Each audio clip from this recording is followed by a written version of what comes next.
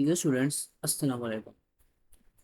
आज हमारे पास डिस्कशन है मैथमेटिक्स की, क्लास 11 की, पंजाब बोर्ड की 2026 की जो एनुअल एग्जाम्स के अटेम्प्ट है उसकी पेयरिंग्स की। अच्छा, बुक जो थी इसकी वो एक नई बुक आई थी। ठीक है, ये उस हिसाब से पेपर हो रहे हैं, उस बुक के अकॉर्डिंग पेपर हो रहे हैं, जिसमें हमारे पास टोटल 14 चैप्टर्स हैं। सबसे पहले हमारे पास, अच्छा, ये पेयरिंग स्कीम जो है ये आपकी वेबसाइट पे है पंजाब बोर्ड की। मैंने खुद से नहीं बनाई, कोई पास पेपर का एनालिसिस नहीं किया। ये वहाँ पर गिवन है ऑलरेडी, ठीक है। और ये है भी बेसिकली वही सारा टेक्स्ट। जो पेपर है हमारे पास वो टोटल 100 मार्क का होगा। ठीक है, उसमें एक हमारे पास ऑब्जेक्टिव पोर्शन है, एक हमारे पास सब्जेक्टिव पोर्शन है। ऑब्जेक्टिव पोर्शन की वेटेज है 20 मार्क्स की, सब्जेक्टिव पोर्शन की वेटेज है 80 मार्क्स की। और पेपर जो है वो 3 घंटे का होगा। ऑब्जेक्टिव टाइप पेपर जो है वो आपने करना है 30 मार्क्स में, और सब्जेक्टिव टाइप पेपर जो है वो 2 घंटे 30 मिनट में करना है। अच्छा, ये देख लीजिएगा क्लास में इतने ही टाइम में आपने करना है इसको सॉल्व। अब ये उसने पेयरिंग स्कीम दी आपको कि ऑब्जेक्टिव पेपर वो किसी से पूछेगा। अच्छा देखें, ऑब्जेक्टिव जो पेपर है ना उसमें आपके पास टोटल वो होगा 20 MCQs होंगे, कोई चॉइस नहीं है आपके पास, ठीक है। कोई चॉइस नहीं है आपके पास, ऑब्जेक्टिव में 20 के 20 MCQs आपने सॉल्व करने होंगे। चैप्टर 1 से लेकर 14 तक, इसमें एक चैप्टर नंबर 8 मिसेंगे। एंड वे डिस्कस भी करते हैं कि वो उसकी किस तरह से वेटेज लेकर चल रहा है। कि चैप्टर नंबर 1 से लेकर 14 तक उसने सारे चैप्टर ऐसे लाइन में लिख दिए और नीचे बता दिया कि मैं कितने कितने इसमें से एमसीक्यूज पूछूंगा। एमसीक्यूज मोर और लेस जो है आपकी बुक के जो पीछे के साइज है ना उसी में से पूछ रहा होता है वो। जो चैप्टर नंबर 1 है, 4 है, 6 है, 7, 10, 13 और 14, इनमें से दो दो पूछेगा, बाकी सारों से एक एक पूछ रहा होगा। फिर नेक्स्ट हमारे पास आ जाता है सब्जेक्टिव। अरे सब्जेक्टिव जो है ये बेसिकली दो हिस्सों में डिवाइड होता है, एक होता है लॉन्ग क्वेश्चंस का और एक होता है शॉर्ट क्वेश्चंस का। शॉर्ट क्वेश्चन होते हैं हमारे पास इसमें 50 मार्क के, और लॉन्ग क्वेश्चन जो होते हैं वो होते हैं हमारे पास इसमें 30 मार्क्स के। तो शॉर्ट क्वेश्चन के टोटल हमारे मार्क्स हो गए 50।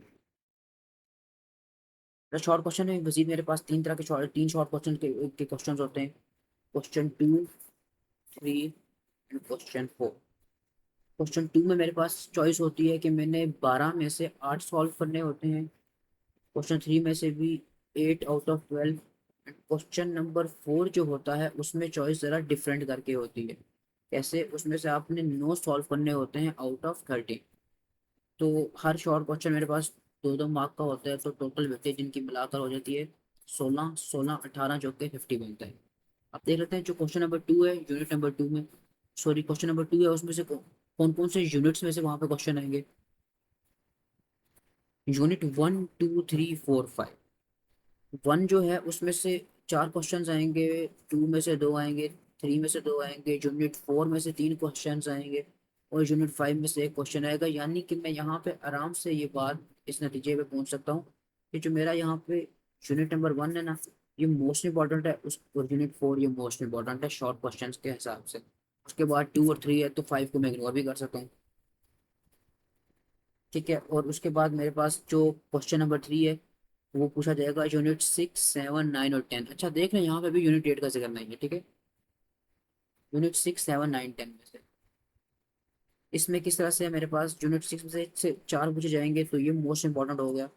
7 और 10 उसके बाद इंपॉर्टेंट हो गए, और 9 जो है ये आप, तो इसमें से दो पूछे जाएंगे, तो ये इतना इंपॉर्टेंट नहीं है शॉर्ट क्वेश्चंस के हिसाब से। फिर उसके बाद क्वेश्चन नंबर 4 जो है वो यूनिट 11, 12, 13 और 14 में से पूछा जा रहा होगा।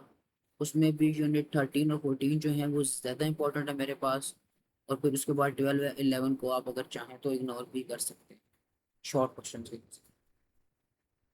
फिर हमारे पास जो पार्ट 2 है सब्जेक्टिव पेपर का वो होता है लॉन्ग क्वेश्चन का, जो कि टोटल 30 मार्क्स का होता है। यहाँ पर ऊपर एक टेक्स्ट लिखा है, इसमें एक चीज़ भी मैंने डिस्कस करनी है। कहता है कि this section contains 5 long questions from the entire content of text book. Each question carries 10 mark, her question 10 10 marks का होगा। और हर क्वेश्चन के अंदर पार्ट ए और बी होगा, पार्ट ए के 5 मार्क्स और पार्ट बी के 5 मार्क्स होंगे। Student must attempt any 3 questions. अच्छा, जो यहाँ पे मैंने डिस्कशन करनी थी, चले वो मैं मॉडल पेपर दिखाते हुए ना वहाँ पे कर लूँगा डिस्कस। क्वेश्चन नंबर 5 जो है मेरे पास लॉन्ग क्वेश्चन का, उसमें से एक लॉन्ग क्वेश्चन डेफिनेट आएगा, यूनिट नंबर 1 में से जो पार्ट बी आएगा ना लॉन्ग क्वेश्चन का, अच्छा वहां पे अब वो यूनिट 2 में से भी पूछ सकता है और 3 में से भी पूछ सकता है। ऐसा नहीं समझ लेना कि भाई वो मुझे ऑप्शन दे रहा है कि मैं यूनिट 2 में से सॉल्व करूँ या 3 में से करूँ। वो कह रहा है कि भाई मेरी मर्जी होगी कि मैं यूनिट 2 से पूछ लूँ या 3 से पूछ लूँ, ये आपकी मर्जी नहीं होगी। इसी तरह से क्वेश्चन नंबर 6 जो है, एक लॉन्ग क्वेश्चन डेफिनेट आएगा यूनिट 4 में से, बाकी वो यूनिट 5 और 9 में से पूछ सकता है। क्वेश्चन नंबर 7 जो है वो यूनिट 6 और 7 में से आ जाएगा। और क्वेश्चन 8 जो है यूनिट 10 और 12 में से। क्वेश्चन 9 जो है यूनिट 13 और 14 में से आएगा। अच्छा जरा एक दफ़ा हम ना इसमें मॉडल पेपर डिस्कस कर लेते हैं। मैंने मॉडल पेपर में डिस्कस करते हुए एक और चीज़ भी बतानी है जो मैं ऊपर कह रहा था कि इंपॉर्टेंट चीज़ है। सबसे पहले तो आप ये देख लें कि इस तरह से आपके पास पेपर डिज़ाइन होगा, जिसमें ऊपर लिखा होगा कि 30 नंबर है, आप 30 मार्क्स, आप सॉरी 30 मिनट है आपके पास, 20 मार्क्स का है। आपने बबल शीट होगी उसको फिल करना है विद अ मार्कर और एन इंक पेन। लेकिन मेरी आपको रिकमेंडेशन सिर्फ यही होगी कि आप मार्कर से ही उसको फिल करें। मार्कर से फिल करने से फ़ायदा ये हो जाता है हमारे पास कि एक तो टाइम भी आपका कम लगता है और वो फिल पूरा हो जाता है। अच्छा फिलअप कैसे करना है ये भी एक दफ़ा देख लेते हैं यहाँ पे। फॉर एग्जाम्पल मैं क्वेश्चन नंबर जो शॉर्ट एमसीक्यू जो क्वेश्चन नंबर 4 है वो सॉल्व कर रहा हूँ। मैं कहता हूँ इसका आंसर 5 है। फॉर एग्जाम्पल इसका आंसर 5 है, जरूरी नहीं है कि इसका आंसर 5 ही हो। तो मैं जाऊँगा अपनी बबल शीट में, वहाँ पे 5 होगा, उसके आगे ऐसे बने होंगे A B C और D। मैं कौन सा शॉर्ट क्वेश्चन सॉल्व कर रहा था, हम शॉर्ट क्वेश्चन नंबर 4 सॉल्व। ठीक है। अब इसका आंसर मेरे पास क्या है, इसका आंसर 5 है। 5 कहाँ लिखा है, सी में लिखा है। तो मैं यहाँ पे आके सी को पूरी तरह से फिल करूंगा, ठीक है, मार्कर से। तो इस तरह से आपने फिल कर देना है इसको, और ये मेक श्योर करना है कि जो यहाँ पर नंबर हो, मैं यहाँ पर भी वही सिलेक्ट कर रहा हूँ। और जो यहाँ पे ऑप्शन देख रहा हूँ यहाँ पे आके फिल भी उसी ऑप्शन को कर रहा हूँ। तो इसी तरह से आपके पास सब्जेक्टिव का पार्ट 1 आ गया, जो कि शॉर्ट क्वेश्चंस का होगा, 2 घंटे 30 मिनट होंगे आपके पास इनके लिए। ये 80 मार्क्स का होगा। ठीक है, पेपर आपके पास टोटल जो है 100 मार्क का, तो 80 मार्क का सब्जेक्टिव है, 20 मार्क का ऑब्जेक्टिव है। शॉर्ट क्वेश्चन में से क्वेश्चन 2 में आपने 8 क्वेश्चन सॉल्व करने हैं। अच्छा हैं कितने हमारे पास टोटल, जैसा कि उसने कहा था बेरिंग सी में 12 में से 8 की ऑप्शन है। ठीक है, बिल्कुल वो बेरिंग सी अपनी फॉलो करें। अगर आप यहाँ पे मजीद ब्रेक डाउन भी करना शुरू करें ना इसका, कि वाकई में वो इतने क्वेश्चन पूछ रहा है, तो वो वाकई में पूछ रहा है वहाँ से। जिस तरह मॉडल पेपर का मतलब ये होता है कि भाई मैं इस तरह का इस फॉर्मेट का पेपर दूंगा, ये हरगिज नहीं समझ लेना कई पेपर दूंगा। ठीक है, क्वेश्चन नंबर 3 जो है मेरे पास, उसके अंदर 12 क्वेश्चन है, मैंने कोई से 8 सॉल्व करने हैं। क्वेश्चन नंबर 4 में मैंने 9 सॉल्व करने हैं आउट ऑफ 13 क्वेश्चन। इसने ये देखें 13 क्वेश्चन थे। अच्छा अब जो मैंने एक डिस्कशन करनी थी मैंने आपके पास, देखिए जो मेरे पास लॉन्ग क्वेश्चन है ना, फॉर एग्जाम्पल मैं पेपर में बैठता हूँ और मैं कहता हूँ कि यार मैं ना क्वेश्चन नंबर 9 7 और 5 ये सॉल्व करने लगा। तो मैं क्या करूँगा, सबसे पहले 5 का पार्ट ए बी करूँगा, 7 का पार्ट ए बी करूंगा, 9 का पार्ट ए बी करूंगा। प्लीज प्लीज प्लीज ऐसा हरगिज नहीं करना पेपर में जाकर कि जी मुझे तो 5 का पार्ट ए अच्छा आता है, 6 का बी अच्छा आता है, 8 का ए अच्छा आता है, 9 का ए अच्छा आता है, 7 का बी आता है, तो मैं ये मिला जुला के ना एक पूरा कर दूँ। अगर आप ऐसा कर देंगे ना तो ये एक ब्लेंडर होगा, और उस ब्लेंडर का नतीजा ये निकलेगा कि वो सिंपली पहले ये 3 चेक करेगा और उसके आपको नंबर दे देगा जो आपके बनते होंगे। तो प्लीज़ ऐसा हरगिज नहीं करना, ठीक है। ये चीज़ याद रखनी है कि जो भी क्वेश्चन सॉल्व कर रहा हूँ उसने ऊपर लिखा भी है student must attempt 3 full question, यानी कि वो 3 पूरे क्वेश्चन सॉल्व करेगा। कोई भी जो वो चुनेगा बीच में से, उनको पार्ट ए और बी दोनों सॉल्व करने हैं उसके। अच्छा अब यहाँ पर बात आ गई कि सिलेक्टिव स्टडी और की बात हम कर रहे थे, और स्मार्ट स्टडी की।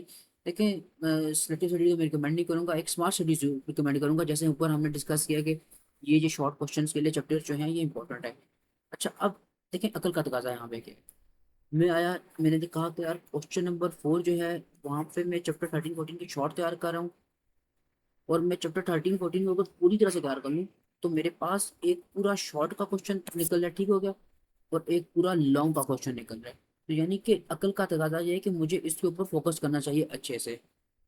लेकिन अब आप ये देख लीजिएगा कि मुझे ना पेयर में चीज़ों को तैयार करना है। ऐसे बिल्कुल वेगली चीज़ों को नहीं लेकर चलना, बिल्कुल ऐसे अन्य वाली लेकर चलना। मुझे चीज़ों को प्लान करना है कैसे, कि जब आप पेपर करने क्वेश्चन करने बैठ रहे हो, जब आप तैयारी करने बैठ रहे हो, सॉरी अपनी रिवीजन करने बैठ रहे हो, तो आपने देखना है कि यार मैं पेयर में कैसे चीज़ों को तैयार कर सकता हूँ। कि मैं कहता हूँ कि मुझे यूनिट 7 अच्छा आता है, यूनिट 10 अच्छा आता है, तो ठीक है मैं दोनों को देखता हूँ, ऐसा हरगिज नहीं आपने करना। क्योंकि यूनिट 7 जो है उसमें से एक लॉन्ग सॉल्व हो रहा है, यूनिट 10 जो है उसमें से एक लॉन्ग सॉल्व हो रहा है। तो ये आपको कोई चीज़ हेल्प नहीं कर रही। आपको पेयर ही देखना है कि मेरे मैं किस पेयर में कंफर्टेबल हूँ। क्या मैं 6 7 के पेयर में ज़्यादा कंफर्टेबल हूँ, क्या मैं 10 और 12 के पेयर में ज़्यादा कंफर्टेबल हूँ। तो उस पर आपने ज़्यादा फोकस करना है, छोड़ना कुछ भी नहीं है। क्योंकि देखिए एक चीज़ होती है पेपर का प्रेशर। पेपर के प्रेशर में एट टाइम्स ऐसा हो जाता है कि आपको जो चीज़ें आपने बहुत अच्छी भी तैयार की होती है ना, वो भी आपके माइंड से निकल रही होती है।